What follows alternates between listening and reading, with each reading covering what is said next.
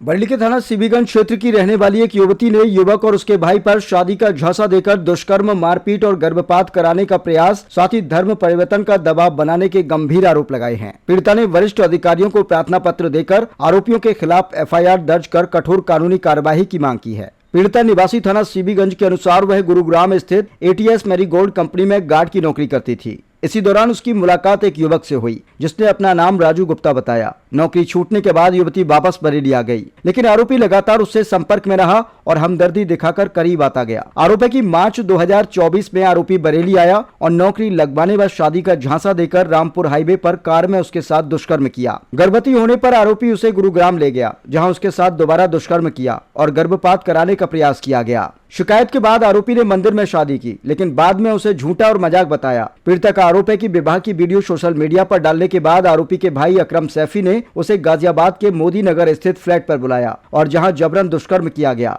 विरोध करने पर जान से मारने की धमकी दी गई। पीड़िता के मुताबिक 17 फरवरी 2025 को उसने एक पुत्री को जन्म दिया। आरोप है कि इसके बाद आरोपी और उसके परिवार वालों ने बच्चे को अपनाने के बदले मुस्लिम धर्म स्वीकार करने का दबाव बनाया। इनकार करने पर वह सीबीगंज क्षेत्र में किराए पर रहने लगी। युवती का कहना है कि आरोपी कई बार उसके घर आया और उसके साथ मारपीट की, जबरन संबंध बनाए, साथ ही गर्भ ठहरने पर गर्भपात की दवा भी खिलाई। पीड़िता ने पुलिस और प्रशासन से आरोपी राजगुप्ता उर्फ कय्यूम सैफी और उसके भाई अकरम सैफी के खिलाफ मुकदमा दर्ज कर कानूनी कार्यवाही करने की मांग की है।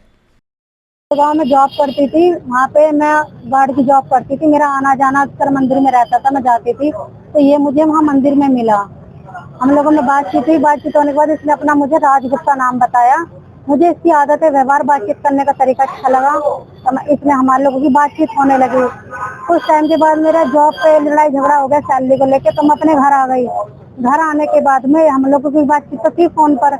इसने बोला क्या हो गया, मैंने इसको बताया ऐसे ऐसे बात है कि जॉब वगैरह करती थी, इसलिए थोड़ी दिक्कत हो गई। तो इसने बोला कोई बात नहीं, मैं तुम्हारी जॉब लगवा दूंगा, ठीक है। और मेरी बहन एक्सपायर हो गई थी डिलीवरी में, मैं उनके बच्चे पाल रही थी, उनके बच्चे पाल रही थी मैं। तो क्या नाम है, इसने बोला कोई बात नहीं, तुम परेशान हो, उन बच्चों को पालने में और ड्यूटी वूटी में लगवा दूंगा, तुम्हारी हर तरीके से सहायता करूंगा, हेल्प करूंगा। मैं इसकी सर बातों में आ गई। इसने मुझे मिलने के लिए बुलाया, मैं मिलने के लिए गई। इसने ये रामपुर हाईवे है, मुझे वहाँ लेके गया गाड़ी में। इसने मेरे साथ गलत हरकतें करने की कोशिश करी। मैंने इसका मना करा, मैंने कहा जो भी करना शादी के बाद करना। बोला कोई बात नहीं, शादी में तुमसे करूंगा। मैंने कहा ठीक है भाई। शादी वादी के लिए जब इसने मुझसे कह दिया कि शादी करेगा, शादी को झांसा देता रहा, हम लोगों में सब बातें हो गई। मुझे कुछ टाइम के बाद पता लगता है कि मैं प्रेग्नेंट हूँ। तो मैंने इसको बताया कि भाई मैं प्रेग्नेंट हूँ। इसने बोला कि बच्चा गिरा दो। मैंने मना करा, मैंने कहा बच्चा मैं नहीं गिराऊंगी, मुझे शादी करो अब तुम। तो ये बोलने लगा कोई बात नहीं, हम लोग ना लाल मंदिर में शादी कर लेते हैं, उसके बाद में लीगल कोर्ट में चल के करा लेंगे, अभी मेरा पैसों का बजट नहीं है। मैं इसकी बात में एग्री हो गई। मैंने कहा ठीक है। हम लोगों ने शादी कर ली, मेरे पास फोटो वोटो सब है, फोटो वीडियो सब है। हम लोग ठीक ठाक खुशी से रह रहे थे। उसके मैंने जो है सोशल मीडिया पे वो फोटो वीडियो भेजी, वो इसके इंस्टा के लिंक से हम लोग जुड़े थे, तो कहीं ना कहीं इसकी फैमिली में पहुंच गई होंगी वो वीडियो। तो वो वीडियो पहुंचने के बाद मेरे पास फोन आया, कैसे आया, कहाँ से आया पता नहीं, इन्हें नंबर दिया या नहीं। मेरे पास फोन आया। फोन आने के बाद इसका भाई मुझसे बोलता है कि जो तुम्हारे साथ लड़का है फोटो वीडियो में, कि तुम इसको जानती हो? मैंने उससे बोला हाँ जानती हूँ, वो मेरा हस्बैंड लगता है। तो बोला ये तुम्हारा हस्बैंड कहाँ से हो गए? तो मेरा भाई, अभी हमने उसकी शादी नहीं करी है। तो मेरा इसके साथ झगड़ा हुआ, मैं पेट से थी उस टाइम पे, मेरा इसके साथ झगड़ा हुआ। तो मैंने इससे भाई से बोला, इससे बोला, मैंने कहा मुझे आप लोगों से मिलना है। तो इसके भाई ने हमें दिल्ली बुलाया, दिल्ली मोदी नगर ये मुझे लेके गया। इसने रास्ते में मुझसे बोला कि तुम अपनी मांग का सिंदूर मिटा दो। हमने कहा कि सिंदूर नहीं मिटा सकते क्योंकि हमारे हिंदू कास्ट में ये चीजें नहीं होती हैं। तो मुझे कहीं ना कहीं थोड़ा डाउट हुआ। इसने बोल दिया कि ऐसा कुछ भी नहीं है, कि वो तो थोड़ी गर्मी पड़ रही है, मैंने इसी वजह से कहा। ये मुझे अंदर फ्लैट में लेके गया, घूंघट करा के। मैंने किसी ना फ्लैट और ना फ्लैट का नंबर वगैरह मुझे जो देख पाई। अंदर से पहले से 3 से 4 जने बैठे थे, जो हमारे रीति रिवाज में होता है पैर छूना, हमने वो किया। इन लोगों ने मुझे अंदर कमरे में बैठा दिया। बैठाने के बाद में इसका 2-4 मिनट के बाद भाई आता है, गंदी गंदी हरकतें करता है। मैंने इससे बोला देखो तुम्हारा भाई में सब गलत हरकतें बोल रहा है। तो बोला ज्यादा बोलेगी तो जी काट के फेंक देंगे, हमारा तो काम ही यही है। उसके भाई ने मेरे साथ रेप किया, प्रेग्नेंट थी मैं तब भी, कि आगे से नहीं होगा तो आप समझदार हो कि ऐसे क्या हो जाएगा। इन लोगों ने मेरे साथ उस टाइम पे भी गलत काम किया। इसने भी, अकरम नाम है उसका, इसका मोहम्मद कय्यूम राजगुप्ता। वो मेरे पास विजिटिंग कार्ड भी है। मेरे पास। हाँ जी, वहाँ से आने इसने बोला कि मैं चीखी चिल्लाई वहाँ पे, तो आस पड़ोस के इकट्ठे हुए, तो इन लोगों ने मुझे छोड़ दिया। छोड़ने के बाद ये बोलते हैं कि हम तुझे छोड़ तो रहे हैं, जो तेरे पेट में बच्चा है और जो तू अपनी बहन के बच्चे पाल रही है, हम उनको सबको मार देंगे अगर तूने किसी से कुछ भी कहा तो। मैं डर गई, मैं सहम गई, मैं किसी से कुछ कह नहीं सकती थी क्योंकि मैं पेट से थी, मैं कमाने भी नहीं जा सकती थी इस टाइम पे। घर से मैं थोड़ा गरीब हूँ, इस वजह से। नाम, अपना नाम गलत बताया, क्या बताया? हाँ, राजगुप्ता नाम बताया। किस तरह गुमराह करा आपको? हाँ जी, राजगुप्ता नाम बता करके कि मेरा क्या बोला? कि मेरा नाम राजगुप्ता है। राजगुप्ता। हाँ, और क्या मैं अनाथ हूँ, मेरा कोई भी नहीं है, ये चीज भी उसने मुझसे बोली। तो पता कैसे लगा ये मुस्लिम है? ये मुझे जब मैं दिल्ली गई हूँ ना, तब इसके भाइयों ने नाम से बोला है कि हम तो मुसलमान हैं, हमारा तो काम ही यही है कि तेरी जैसी तो लड़की हमने कितनी आई और कितनी गई, जब और लड़की हमारा कुछ नहीं उखाड़ सकती तो तू क्या उखाड़ लेगी। इन लोगों ने मुझे जबरदस्ती धर्म अपनाने के लिए बोला कि तुम धर्म अपनाओ, जो इनके में मांस खाते के 5 कलमे होते हैं इन लोगों में, मुझे 5 कलमे पढ़ाए गए कि तुम ये पढ़ो। मैंने ये समझौता करने से मना कर दिया तो ये मुझे मानने लगे। ये मुझे उस वक्त छोड़ के चला गया। छोड़ के जाने के बाद में इसके भाई ने मुझसे फोन पे ये भी बोला कि तुम्हें निकाह करना पड़ेगा। मैंने कहा भाई हमारे हिंदू जात में निकाह नहीं होता तो हम निकाह कैसे कर लेंगे।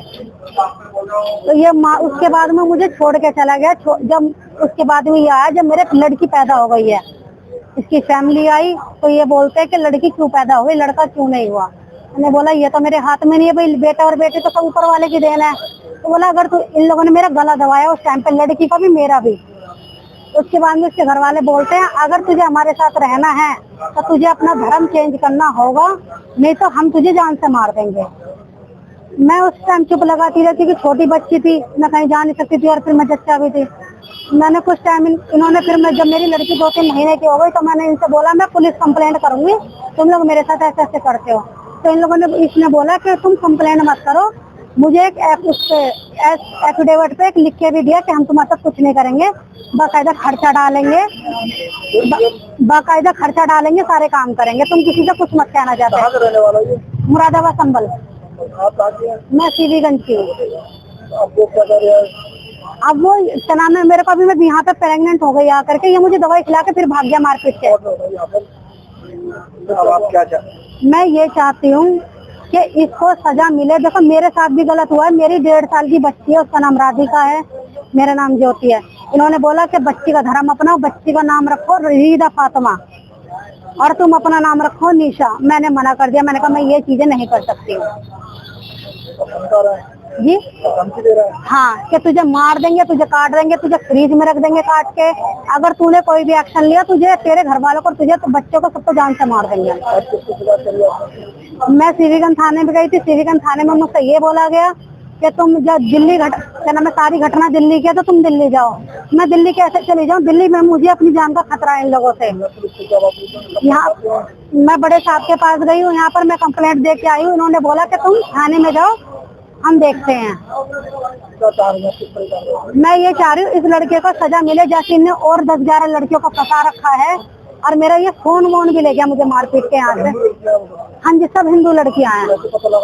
मुझे ऐसे पता लगा कि गुड़गांव में आया, लड़ाई झगड़ा हुआ, उस दौरान इसका फोन मैंने छीन लिया था। जब उस फोन में से मैंने रिकॉर्डिंग, मेरे पास सब कुछ था मेरे फोन में, ये मेरा फोन ले गया।